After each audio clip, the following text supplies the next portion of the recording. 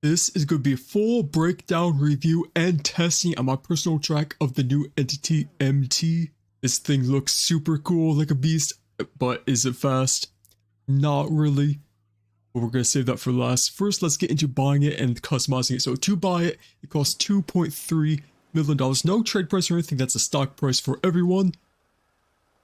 So pretty expensive for what you're getting, and I will show you why. First, the customization is pretty good. I mean, you have some cool customization options, some decent liveries, but the customization is really where this stands out, and just the plain looks of it looks really good. It's really cool to have an Entity vehicle back in the game because the Entity XF is an OG car. This one doesn't stand up to what the Entity XF was back in the day. Not really, but it's still a good vehicle overall. So the max speed of this thing is 172 miles per hour, so a little bit under the top vehicles, especially the House Special Works, which is like 200 miles per hour. But this one, for sticking with the not House Special Works vehicles, is pretty good. It might get in the top 3 of the non-House Special Works vehicles for top speed. And even lap time that we'll see at the end when we do the testing. So for the bumpers, you get 8 front bumpers, only 1 back one, which is interesting because there's so much potential for the back of this vehicle, but you don't really get any other upgrades for the back bumper, which is kind of weird. But for every other thing on this car, you get about 15 upgrades for each thing, which is kind of crazy for this vehicle. For a supercar in this vehicle, having this much upgrades is really good. We even have 14 different hoods, which is amazing. Most of them are copies, like carbon copies. But they really do add a lot to this vehicle's look. Now you guys know how I like to keep my cars clean, modern, but also some cool upgrades. And I put a livery on it. I did the black dual stripes, which I thought was kind of neat, kind of modern and clean. We also have some other cool liveries here. And then to the bottom we have like half camo, which I can't believe they're still doing that. I don't know who picks these camos, a half camo for these cars.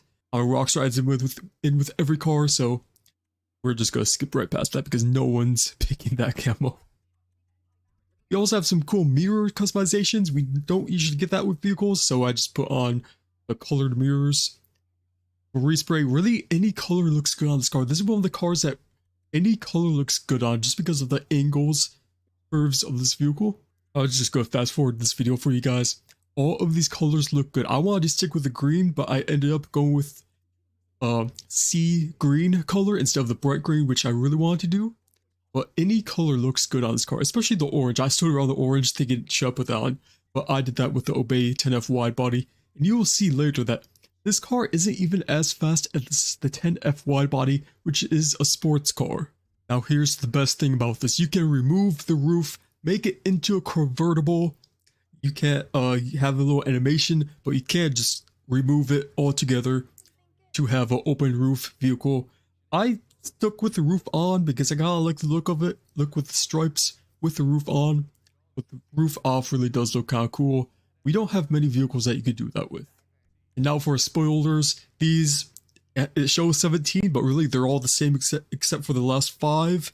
So for the first few, we have just extended versions of the first one. And then we get to the last about 7. And this is where it gets interesting. We have the little split spoiler at the back, and then we have the big ones. I stuck with the smaller one just to have it more clean and simple. The bigger one kind of reminds me of this Zentorno, which I don't really like. And can we change the wheel colors? No, we can't. Even after all the quality of life changes, we still cannot change the stock wheel colors. Anyways, let's get out to the track and test this, see how it performs against other top vehicles. So is this car as fast as all of the other supercars? The answer is just no, it's not. So this car has interesting physics. It has those advanced flags that makes it super bumpy around the city. On a flat surface it's not bad, but in the city, going against cars, through all the traffic, and racing against other people, you're going to be spinning out a lot or just bumping around a lot because this car is so hard to control. It's interesting and it's fun to control, but it's just hard when you want to do racing, want to do any serious kind of racing. It's really hard to control this. And even just simple turns like the apex was really weird. The braking line is always random with this because of the physics. And even when you think you are going through a corner steady, it has a chance to spin out at any time, so you're constantly having to move the stick the other direction to avoid spinning out, which just isn't really fun to drive with.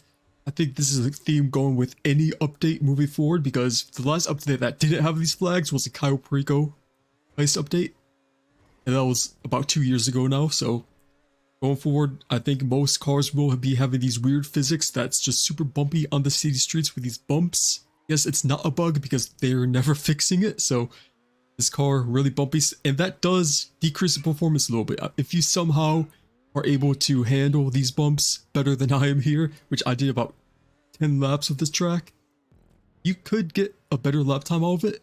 But just for a casual player, and this is what this track is about, being casual for anything you're doing in the game, this is how the car would perform, and it is not that good because of the physics of this car being so random. And finding out what the final lap time is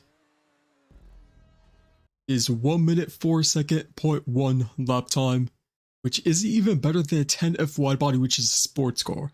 And this being a supercar, other supercars are faster than a 10F wide body, so this might even be number 5, not even in the top 3.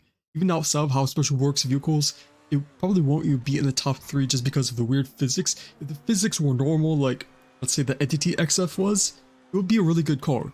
Since the physics have those flags, it is just not a serious competitor for any other vehicle in this class because of the physics. But at $2.3 million, kinda in the middle for its class, on the higher end. For the looks and for just this car itself, I would say it's really worth it. But for the performance, it's still good, it's still decent, but it is not, you're not going to be winning any races in this unless you all choose the same exact vehicle. But it's still a fun car to drive. Anyways, that is the full breakdown and testing and review of the Entity MT, now the big brother of the Entity XF, to 2022. I personally like this car. I probably won't be using it in any races, but I just like it to have it in my garage and maybe even drive around a free mode. A good looking car, the performance can be better, but this car, I would say buy it if you have the money because it is really good.